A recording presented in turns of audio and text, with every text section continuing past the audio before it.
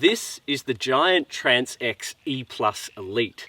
Now, aside from being a bit of a mouthful, this is a brand new lightweight e-mountain bike which is based around a sleek carbon frame, a mullet setup, a 400 watt-hour battery, but a full powered motor.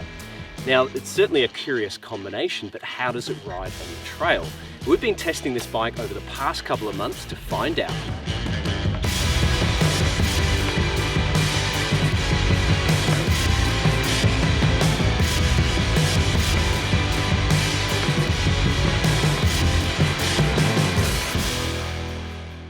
The Giant TransX E+ Elite is a brand new lightweight e-mountain bike.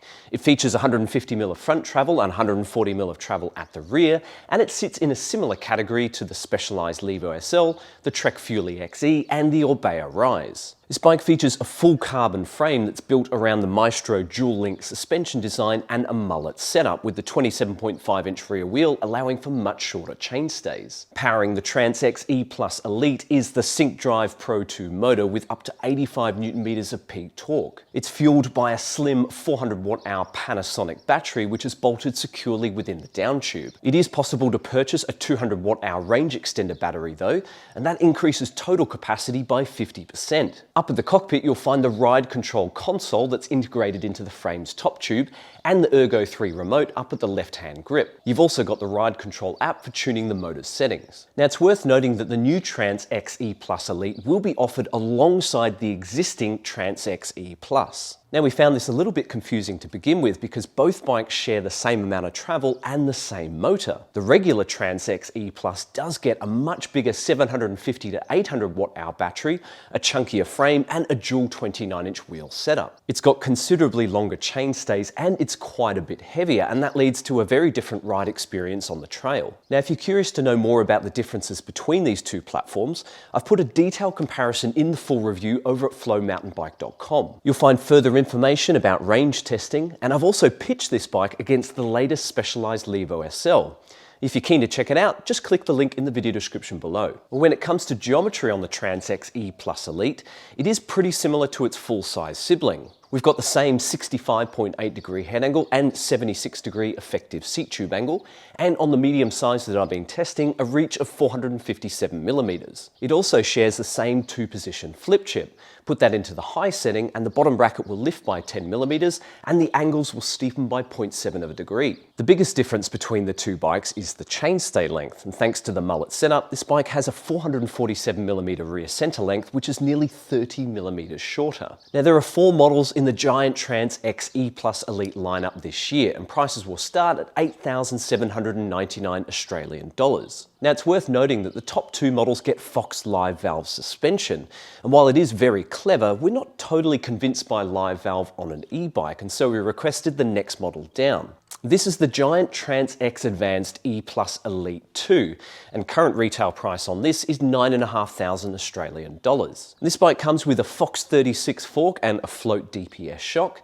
We've got a Shimano SLX drivetrain and brakes with 203mm rotors front and rear. We've got Shimano MT410 hubs and Giant AM alloy rims, and a Maxxis tyre setup with a Minion DHF on the front and a dissector on the rear. Confirmed weight for our Giant TransX E+ Elite test bike is 20.26 kilos, and that's without pedals and with the tyres set up tubeless. It is a bit heavier than we expected for a lightweight EMTB, and it's exactly 2 kilos heavier than the Specialized Levo SL Comp Carbon that I recently tested. The alloy components and heavy wheels definitely contribute to the overall weight, though the tyres do use lightweight EXO casings. To help reduce the chance of pinch flatting and rim damage, I made sure to fit a Cushcore Pro insert into the rear wheel before setting off on the trail. Now, testing did get off to a bit of a rocky start, with the motor feeling way too powerful even in the lower assist modes. There are 5 standard modes with an increase in power and support as you go up the range. However, it turned out that the maximum torque level was set to 85 Nm for each mode,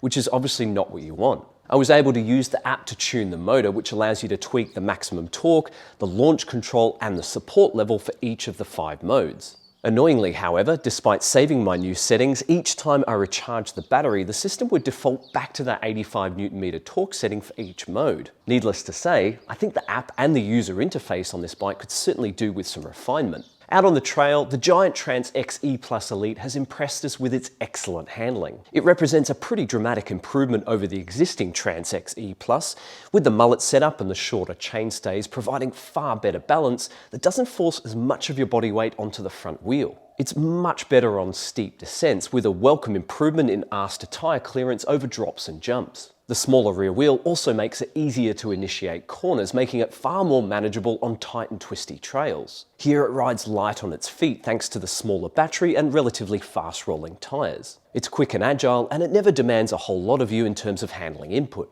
As we've come to expect from Giant's Maestro platform, the rear suspension is beautifully smooth and consistently active. This helps you to float over loose and rocky terrain while maximising traction through the turns. There's still a decent amount of pop when jumping, and the suspension squats nicely into its travel whenever you're lifting up the front wheel. While traction is good on hard-packed trails, the dissector on the rear can struggle a little bit on loose and sketchy climbs. The seater position is otherwise good, and the motor delivers heaps of power, though the short chainstays and the 27.5 rear wheel can make it a little bit tippy on steeper gradients. Running the flip chip in the high setting would certainly help, though I think in general this bike benefits a more active riding style on technical climbs. Although the handling and suspension performance are excellent, it has to be said that the Trance X E Plus Elite isn't a total steamroller on the descents. The head angle is on the steeper side, making this bike feel more like an all-round trail ripper than an enduro smasher. I think it's appropriate for the type of bike that Giant is trying to make, though your perspective may vary depending on your local terrain.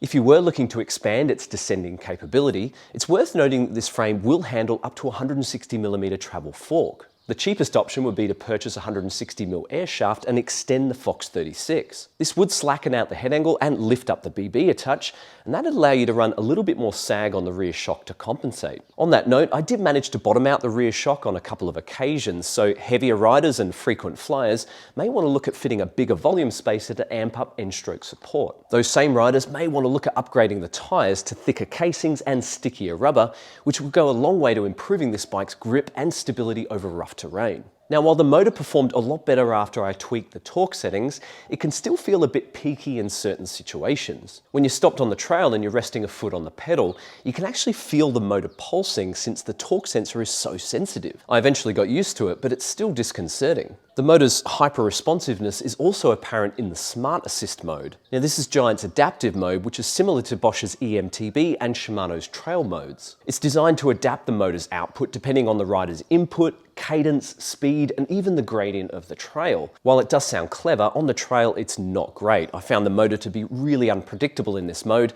and it seems to give you full power way too easily. As a result, the Smart Assist mode can drain the battery quite quickly. On a pretty flat ride, I got barely 30 kilometers and 400 meters of elevation gain before the battery ran flat, which isn't good, especially as I'm on the lighter side. Needless to say, I much preferred the manual modes, though annoyingly, every time you turn the bike on, it defaults to that Smart Assist mode. Now that's not ideal, especially for an inexperienced rider who may not be familiar with the available settings. In the end, I found the Tour mode with the maximum torque set to 40 Newton meters to be a good match for my weight and riding style, but also for how this bike rides. In this setting, the motor is much smoother and more predictable. It still offers plenty of support and power without feeling hectic on technical climbs. The Tour mode also allowed me to get a decent amount of range out of the battery. Typically, I get around 2 hours of off-road riding with a distance of 32 to 40 kilometers with 1,000 to 1,300 meters of elevation gain. Now, to get a more objective comparison with some of the other e-bikes I've tested, I put the Trance X E Plus Elite through our standardized range test. As always, I put the motor into its most powerful setting, and in the end, I ran the battery flat after a bit over 1,000 meters of climbing. Now, while that was less than the Levo SL and the Fuel EXE, the big difference was the climbing speed. The Trance X E Plus Elite rocketed uphill at an average speed of nearly 20 kilometers an hour. The other side of the story is that if I limited the torque to 50 Newton meters to match those two other bikes, in theory, I'd get nearly 1,800 meters of climbing, which is quite a bit more. This serves to highlight that how much range you get out of this bike will really depend on your chosen assist level. As mentioned before, you've also got the option of adding on the range extender battery, and that will boost the total capacity to 600 watt hours. The range extender will cost you a bit over $1,100, and it will add 1.2 kilos of weight to the bike. It does bring quite a bit of versatility in terms of setup options, and it also means it's easy to ride with your friends on full-size e-bikes. And that brings us neatly to the verdict on the Giant TransX E Plus Elite. Combining a full-powered motor with a smaller battery, it certainly takes a unique approach to the lightweight EMTB genre. Whether that approach pays off for you will largely boil down to your personal needs and riding style. It's clear that heavier riders using the higher assist modes will find themselves rinsing that 400 watt-hour battery quite quickly. That makes the range extender more of a necessity, though at that point you may be better off looking at a regular full-powered e-bike instead. For lighter and sportier riders who don't need as much assistance, the TransX E Plus Elite makes a lot more sense. The lower assist modes make it possible to get a decent amount of range, while enjoying the handling benefits of a lighter and smaller battery. Indeed, the handling is one of this bike's strongest suits, with an agile and playful character that makes it a load of fun to ride. It's more intuitive on tight trails and down steep descents compared to its full-size sibling, and the plush suspension offers excellent grip over a wide variety of terrain. Simply put, we've had more fun riding the TransX E Plus Elite, and for us, that makes it the easy choice out of the two. Now, if you've got any questions for us about this bike, make sure you drop those into the comments below. Otherwise, I hope you've enjoyed this video, and we'll see you guys next time. Tooroo!